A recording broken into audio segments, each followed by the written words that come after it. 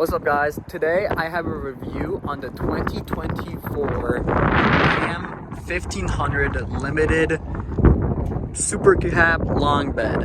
Now, this is another family vehicle of mine, so I have a great opportunity to review it and be honest with it. But so far, I gotta say, it's a pretty looking truck. Now, I'm not a fan of trucks myself. I like sports cars, but this truck has grown on me. It looks really similar to the TRX, obviously, because the TRX is a Ram product, but the TRX and the Ford Raptor are my favorite trucks I've ever seen, and this is one of the reasons why I like it so much. This is fully packaged out with the chrome package, the carbon fiber package, the long bed, the super cab, the 5.7 e-torque, which makes 395 horsepower at the wheel and 410 pound-feet of torque, with a 48 watt battery to help that torque at the low end to get it up. 0 to 60 is 6 seconds flat, around 5.5 to 6 seconds flat. And what else would you really need from a truck? Now, as tested, this truck is $64,000 all in. That's what my family paid for it after taxes. I don't know if they're still going around for that rate. I'll pop some up right here, but for that price, you get a pretty hell of a good deal. Now, for the same price, you can get a used TRX, and you can sacrifice the luxury of this car, because this car is known to be one of the most luxurious trucks available on the market right now, and I'll show you guys why. But let's start on the outside. You get 22-inch rims. You get a footrest or a step up right when you open the door. You get a huge door for those back seats. Look how big this car is. It's 20 feet long. That is one huge car. Moving back towards the bed, we have lots of space. Obviously, it does have soft drop down if you just let go. And you have a step stool right here. You just kick down and you can step up, get back up there. This has the GT package, meaning that exhaust is louder, and I'll show you guys the key for the car right now. That's this one right here. It's a quite normal key. It's kind of fat. It's nice quality, nothing too special about the key. Since this car is the carbon fiber package, it would be really cool to have the key have some sort of carbon fiber on it, but I guess not. Before we start it up, let me show you guys underneath the hood. Underneath the hood, which has air struts, which are really nice, you get a big engine cover. Now, this is the air intake. It has a cold air intake that you can't really see that much, but look how much space you have in front of this engine. This has a lot of room for aftermarket support if you want that. It got the ECU right here. Don't know what else is going on under here, but let's go ahead and start the car really quick so you guys can hear this exhaust. Remote start, obviously, because it is American. So you lock it once and then you click this twice.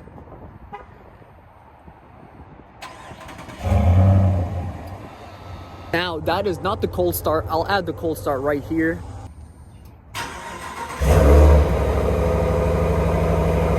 Now it's time to get inside of the car. We will start with the front and we'll move our way back. You have sensors, obviously, blind spot sensors with a mini mirror. The door can open up quite large if you need that room. You can already see there's some trim on the inside to make it feel luxury. Here's that carbon, and you can see carbon all up in there. Stepping inside of the car, you get granted by Ram in chrome with more carbon, beautifully. Step in really easy, and then you're inside the driver's seat. Now, this car has so much storage. You have 2 cup holders down there with storage on either side. You have this giant center console, which has one package for small things, which has a carbon fiber handle. Then you have the big area right here to store whatever you need. You close this. You open this, you have more things for coins and whatnot. Then you have your other cup holders that you can move back, and then have more cup holders with more storage underneath here. And then you have wireless charging, obviously. And this does come with Apple CarPlay and Android Auto. You also get this really nice wood finish all across the car, which is absolutely beautiful. And it is a start with the button. Now, It does have auto stop start, which everyone turns off the second you get in. You have two-wheel drive, all-wheel drive auto, all-wheel drive high, all-wheel drive low. I'm not sure if you can lock the diffs on this car. You don't have paddle shifters. It is an 8-speed automatic gearbox. You change gears with this right here, which is kind of lame, but oh well. For climate, you can either click comfort here, and this is where you're going to turn on essentially, where you're going to turn on your heated and ventilated seats, heated steering wheel, your climate control, or if you're busy driving like everybody is and you want to do it through the buttons, you can do that here. Absolutely perfect. You can do vent speed, whatnot, or you can just click it to auto, which is what I do. Now, big old volume button, which is great. You select your gear with this little knob.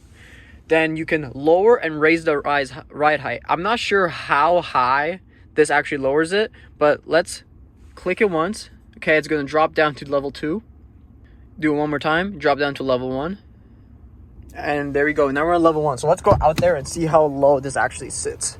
So we're sitting around a fist high, and then on the rear,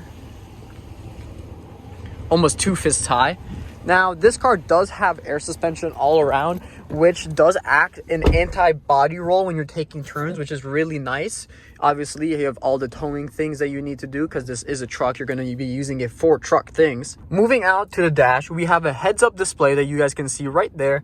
You have digital gauges which show everything inside that has oil pressure, car temperature, oil temperature, everything you need, and you can change it to see your range. You can move it more if I can figure it out how. A whole, you can get like angle for off-roading. You can get 0 to 60 launch control, which we won't be doing because I don't want to abuse this car. Obviously, we have low windshield washer fluid, but don't worry about that. For the sound system, we have the Harman and Kardon sound system. It sounds absolutely beautiful, I have to say. The sound system in these American cars do not disappoint. Now, I haven't reviewed a German car like Maybach or anything that supposedly has the best sound system, but the sound system in this car is amazing. Moving over to the passenger side, you get obviously footstool. You get a lot of room. You have fully automatic adjustable seats, and you have some storage in there. Got some storage in here. And then that's pretty much all you get. Everything else is the same for the passenger seat. On the back seat here, you get more carbon fiber to grant you, and you have so much room. I'm 6 foot tall, and I can fully stretch my legs out like this. And look how much headroom I have. Absolutely crazy. You get heated and ventilated seats. You actually have your air control. You have a full charging port or a full electrical port. And you have USB-C and USB. Then you have your cup holders.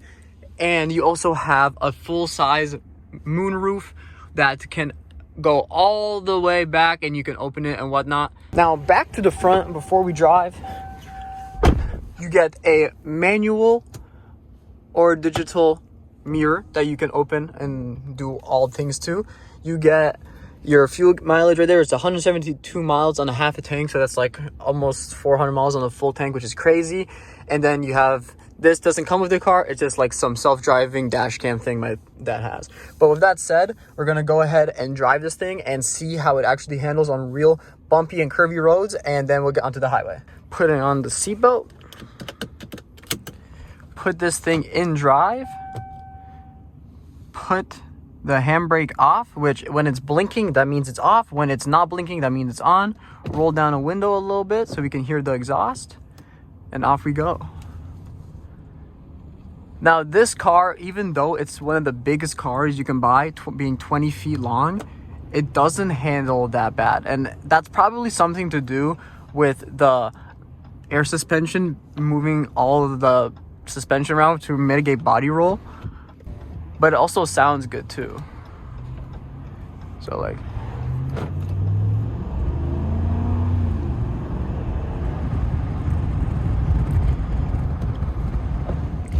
now that exhaust is part of the GT package, so it's not anything like too crazy, but it's just a perfect amount of like oomph for when you're driving around.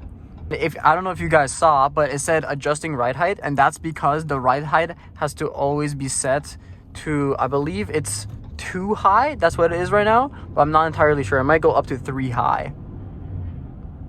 Having this heads-up display is really nice. For around 60 grand, 60 to 70 grand, this is a really good car.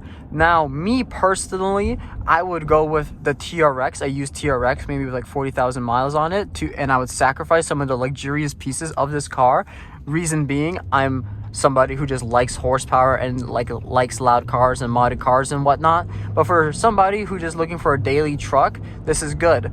Now, if you are looking for a truck to tow heavy things every single day, maybe go with a Cummins or a Duramax, something diesel that will actually help you around. But I'm sure if you're gonna get a truck for construction work, you already know what you're gonna be looking at.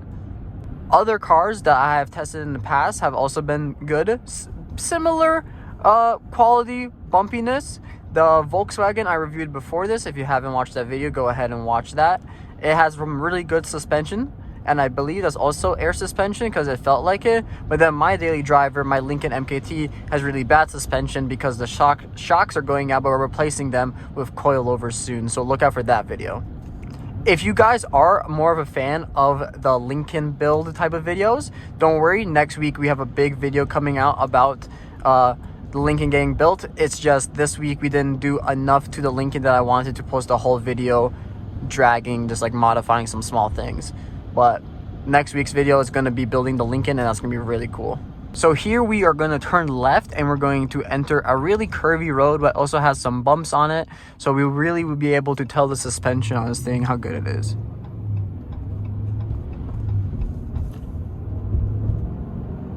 So here's the bumpy section. We'll be able to see how well it actually eats up these bumps. Really smooth. Some body roll here and there just from the surface change or from this being like a bumpy road. Here's a big pothole that we're going to try to ignore.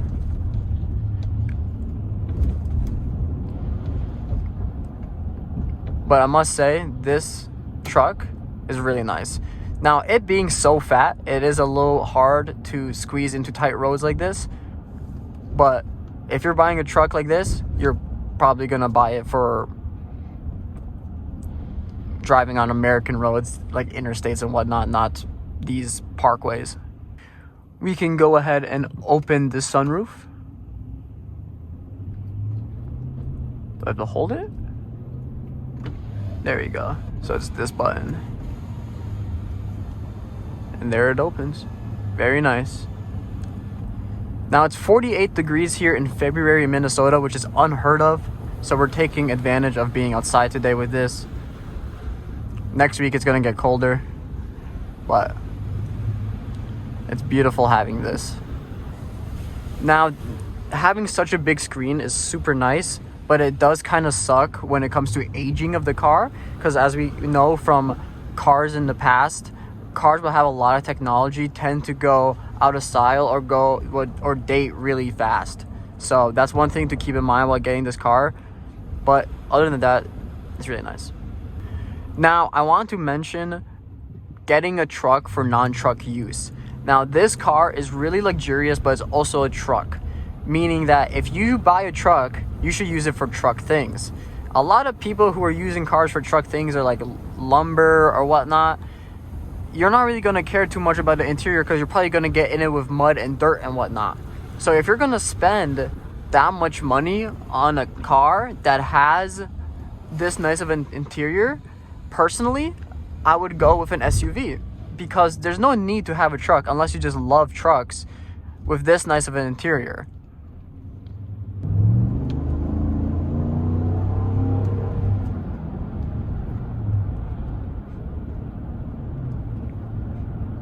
Man, that exhaust sounds good, I can't lie. There isn't a sports mode in this car, but there is a launch control, as you guys saw through that dash. So I don't know what that's about. It would be cool to have sports mode. As you guys can see, it's actually saying Eco down there. So I'm not sure what that's about. Don't know what the Eco does. All right, let's get onto the highway now.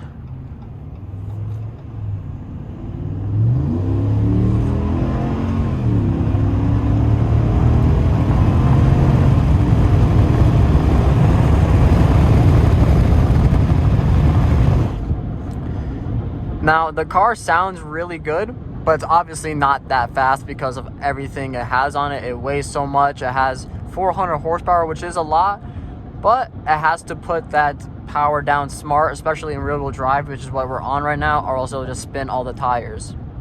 But it does drive super nice. And highway driving, there is a decent amount of road noise because the wheels are so big and we're just so high up that I can hear the air pretty much.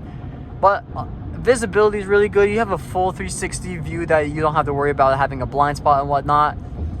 I really like this truck. Now, only problems I have with it, like I was saying, if you're gonna get a truck with this luxurious amount of space in it, you might as well get a luxury SUV instead, because people who are actually using the truck for really big hauling frequently and whatnot are going to be dirty and you're going to mess up the interior, unless you just are a super clean construction worker. So if you need a truck for truck things, buy some type of work truck like a Duramax or something else and buy a luxury SUV. But for those people who just like trucks because they like them and that's it, this is a great truck for you. And there's a lot of aftermarket build things you can do on it because you guys saw all that power, all that space in the engine bay. I'm not sure how strong the stock internals of this engine is. I'll Google it and I'll throw it up here. But overall, this is a pretty solid truck. I would rate it, I give it a 7.5 out of 10. 10 out of 10 for me is like a 812 Superfast or a SVJ because that's just what type of cars I like. So I am biased, obviously. But the reason it scores a 7.5 is everything. It's super nice for a truck. But then at the same time, what's the truck used for? Hauling and construction and whatnot. And this car is a little overkill on the luxurious side for that type of daily driving. I hope you guys enjoyed this day's video. Next week, we're going to be back up to modifying my daily driver. Like and subscribe. If you guys like more car reviews, comment that down below and we'll make it happen. Thank you guys for watching. Peace.